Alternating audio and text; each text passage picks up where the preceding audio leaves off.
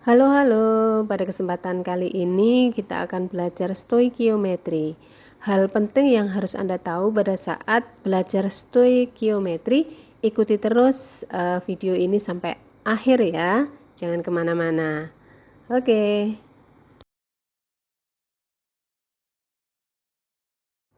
Materi yang akan kita pelajari pada kesempatan ini adalah cukup banyak, yaitu massa atom relatif, massa molekul relatif, kemudian konsep mol, konsentrasi larutan, stoikiometri senyawa, dan stoikiometri persamaan reaksi. Oke. Materi yang pertama yaitu massa atom relatif atau yang disingkat dengan AR. Langsung pada rumusnya, untuk mencari massa atom relatif unsur, misalnya unsur X, dirumuskan dengan AR unsur X itu sama dengan massa atom rata-rata unsur X dibanding dengan 1/12 massa satu atom C isotop 12. Karena 1/12 massa atom C isotop 12 sama dengan 1 SMA, maka rumus AR unsur X adalah massa rata-rata satu atom unsur X per 1 SMA. Oke. Selanjutnya adalah massa molekul relatif atau MR.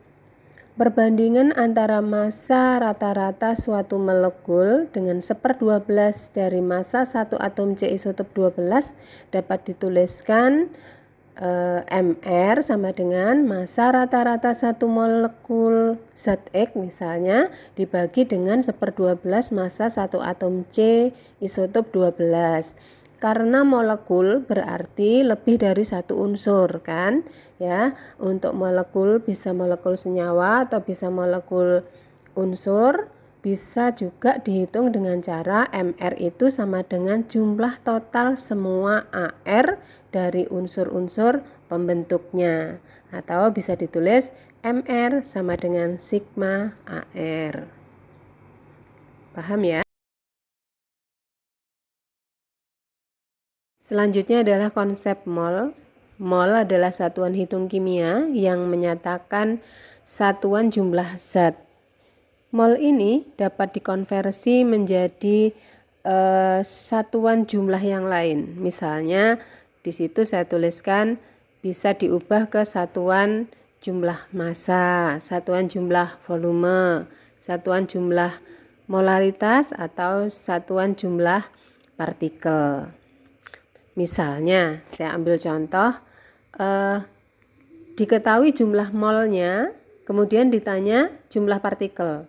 Maka di situ ada tanda panah ke atas. Untuk dijadikan jumlah partikel, jumlah molnya yang diketahui tadi dikalikan dengan bilangan Avogadro yaitu 6,02 kali 10 pangkat 23. Atau sebaliknya, jika diketahui jumlah partikelnya, kemudian ditanya jumlah molnya, maka jumlah partikel tadi dibagi dengan bilangan Avogadro 6,02 kali 10 pangkat 23. Paham ya? Misalnya contoh satu lagi, misalnya dari mol menjadi molaritas.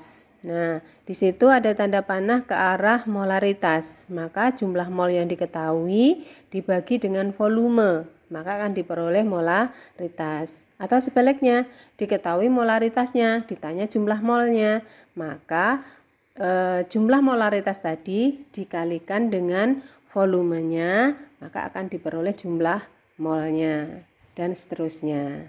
Paham ya? Lebih jelasnya, misalnya hubungan mol dengan massa. Meski jumlah molnya sama, belum tentu massanya itu sama. Bisa jadi massanya berbeda karena tergantung jenis zatnya. Massa molar itu massa yang dimiliki oleh satu mol zat. Jika zatnya itu berupa atom, maka massa molarnya itu sama dengan harga AR-nya dengan satuan gram per mol. Kalau partikelnya berupa senyawa atau molekul, maka massa molarnya itu sama dengan mR dengan satuan gram per mol.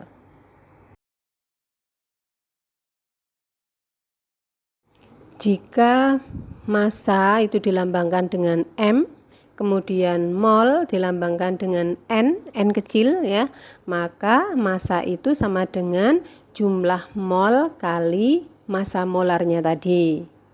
Nah, ini tergantung. Kalau misalnya yang ditanya adalah massa unsur, maka massa itu sama dengan N kali AR, mol kali AR.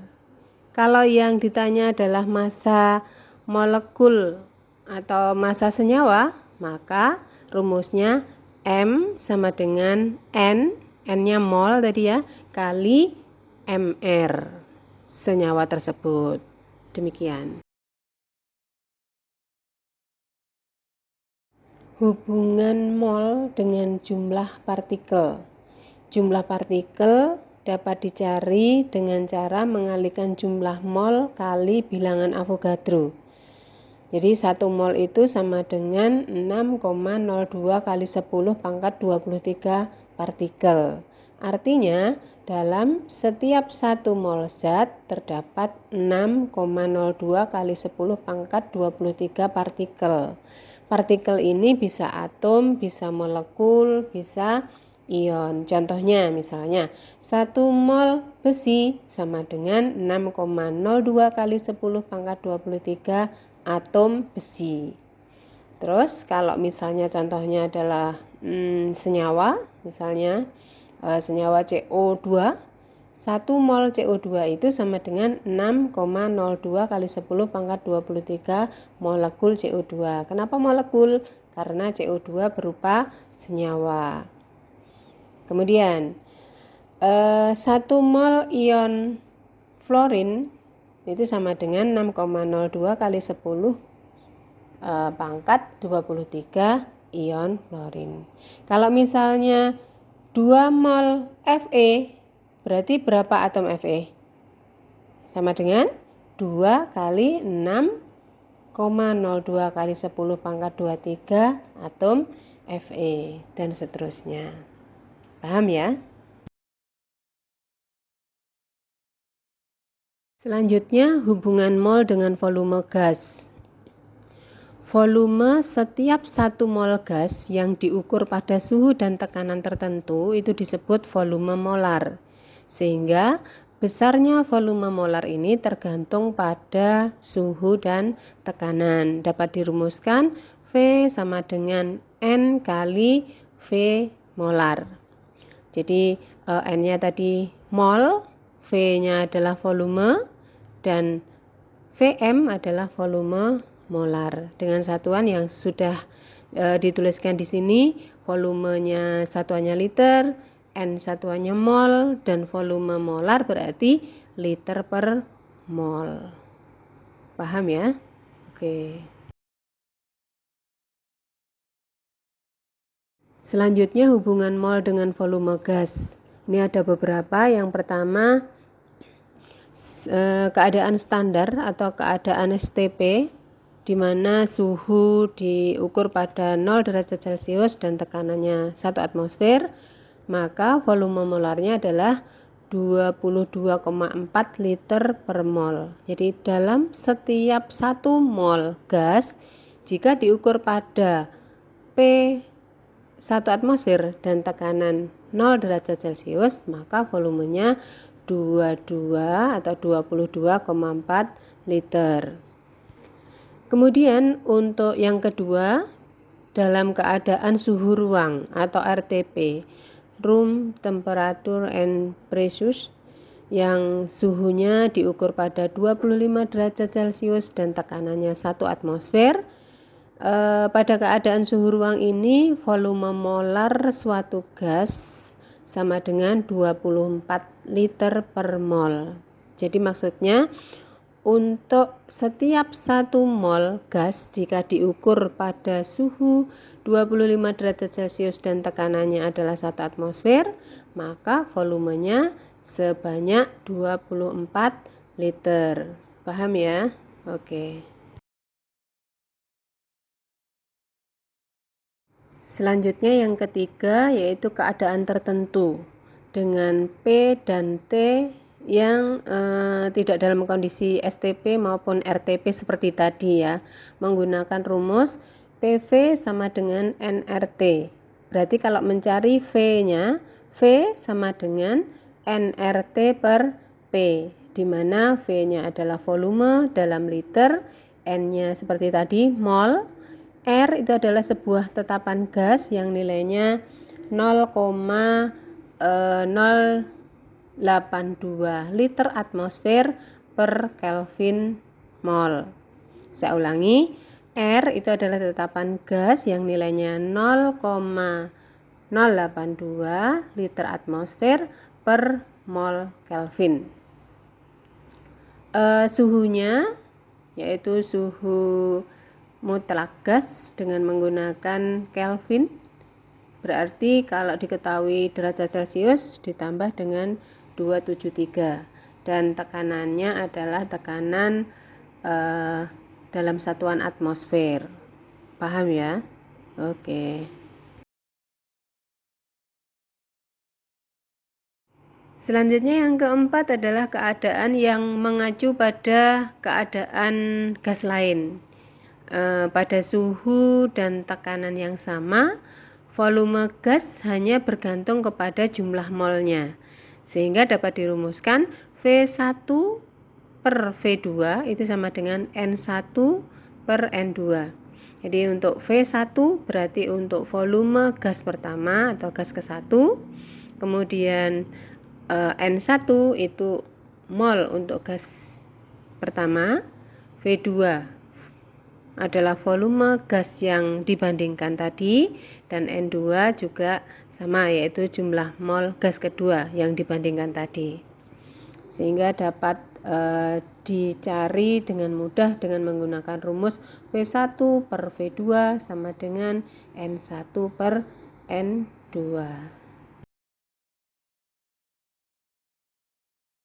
Konsentrasi larutan. Ada istilah kepekatan yaitu jumlah relatif antara pelarut dan zat larut. Jika larutan yang mengandung sedikit zat larut, maka dikatakan larutan tersebut adalah larutan yang encer. Sebaliknya, jika larutan yang mengandung banyak zat larut disebut larutan pekat. Konsentrasi yang akan dibahas ada 6, yaitu kemolaran, kemolalan, fraksi mol, ppm atau bpj, kemudian persen massa, dan persen volume. Cukup banyak. Oke.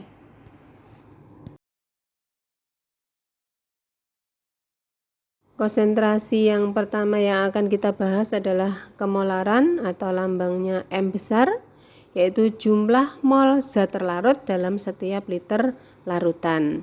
Dapat dirumuskan dengan M sama dengan N per V. Atau bisa juga dirumuskan karena N itu sama dengan massa per MR, maka bisa dikalikan dengan 1 per volume. Jadi ada dua cara menuliskan rumusnya, bisa M sama dengan M per V atau M sama dengan massa per MR kali 1 per V. Nanti hasil hitungannya adalah sama. Selanjutnya kemolalan yang lambangnya adalah M kecil ya.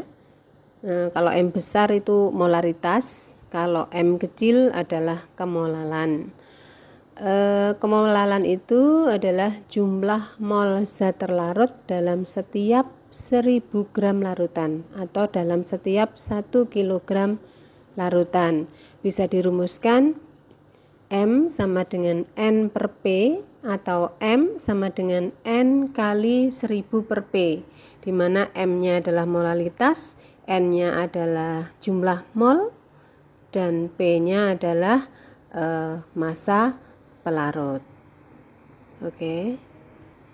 Paham ya? Ya, lanjut. Selanjutnya adalah fraksi mol yang dilambangkan dengan X, yaitu perbandingan jumlah mol zat terlarut atau pelarut terhadap jumlah mol larutan. Jadi ada dua macam ya. XP itu adalah fraksi mol pelarut dan XT adalah fraksi mol zat terlarut. Untuk fraksi mol pelarut itu dapat dihitung dengan cara membandingkan jumlah mol pelarut dibagi dengan jumlah mol total, yaitu mol pelarut dan ditambah mol terlarut. Demikian pula dengan fraksi mol zat terlarut. Fraksi mol terlarut itu jumlah mol terlarut dibagi jumlah mol total, yaitu jumlah mol pelarut ditambah jumlah mol terlarut. Sehingga kalau dijumlahkan antara XP plus XT, yaitu fraksi mol pelarut ditambah dengan fraksi mol zat terlarut, itu kalau ditotal sama dengan 1. Oke.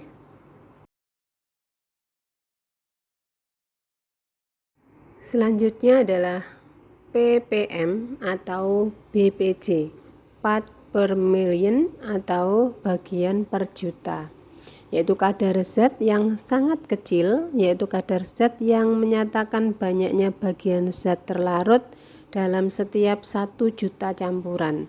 Dapat dirumuskan ppm itu sama dengan massa komponen atau massa zat terlarut dibagi dengan massa campuran kali 10 pangkat 6 atau kali 1 juta.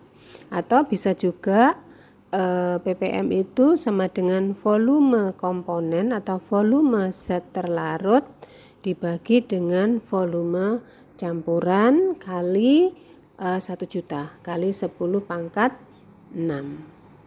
Oke. Selanjutnya persen massa dirumuskan persen massa sama dengan massa zat terlarut dibagi dengan massa larutan kali 100%. Kemudian untuk persen volume rumusnya hampir sama, yaitu persen volume sama dengan volume zat terlarut dibagi dengan volume larutan kali 100%.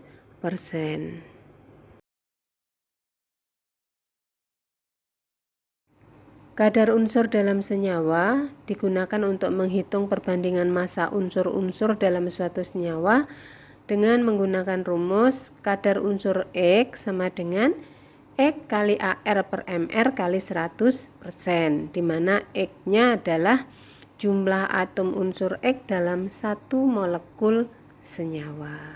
Paham ya? Selanjutnya yang juga perlu dipahami yaitu koefisien reaksi, yaitu perbandingan jumlah mol dari zat-zat yang terlibat dalam suatu reaksi. Untuk menghitung jumlah mol zat X dalam suatu reaksi, yaitu koefisien reaksi zat X dibagi dengan koefisien reaksi zat yang diketahui kali jumlah mol zat yang diketahui. Contohnya misalnya gas nitrogen bereaksi dengan gas hidrogen akan menghasilkan gas amonia, N2 plus 3H2 menghasilkan 2NH3. Berarti di sini koefisiennya untuk N2 adalah 1, untuk gas hidrogen adalah 3, dan gas amonia adalah 2. Maka dapat dihitung untuk mol zat N2 itu dapat dihitung koefisien dari N2 dibagi dengan koefisien amonia kali jumlah mol amonia. Atau bisa juga mol zat N2 itu dapat dihitung dari 1, berarti koefisiennya N2 dibagi dengan 3, koefisiennya H2 kali jumlah mol H2 yang diketahui. Paham ya? Oke. Selanjutnya adalah preaksi pembatas. Preaksi pembatas itu merupakan preaksi yang habis terlebih dahulu. Cara menentukannya bagaimana? Yang pertama, langkah pertama itu menentukan jumlah mol zat yang diketahui. Pastinya dalam soal salah satunya diketahui ya. Kemudian yang kedua, menentukan jumlah mol zat-zat lain yang terlibat dalam reaksi dengan menggunakan perbandingan koefisien seperti yang tadi barusan dibahas. Kemudian yang ketiga, dari hitungan tadi, dari hitungan nomor 2, jika dia hasil hitungannya paling kecil, maka dia adalah bereaksi pembatas yang habis terlebih dahulu. Paham? Oke. Materi berikutnya yaitu rumus kimia hidrat. Hidrat adalah zat padat yang mengikat beberapa molekul air sebagai bagian dari struktur kristalnya. Jika suatu hidrat dipanaskan, sebagian atau semuanya, air kristalnya akan lepas atau akan menguap. Contoh rumus kimia hidrat yaitu garam Inggris. Rumus molekulnya MgSO4 7H2O. Cara memberi namanya MgSO4 yaitu magnesium sulfat 7 berarti heptahidrat. Sehingga namanya magnesium sulfat heptahidrat. Contoh yang kedua, terusi yaitu terusi itu adalah CuSO4 5H2O sehingga namanya tembaga 2 sulfat 5 berarti penta ya, pentahidrat. Contoh yang terakhir, gypsum yaitu rumus molekulnya CaSO4 2H2O. Namanya kalsium sulfat dihidrat.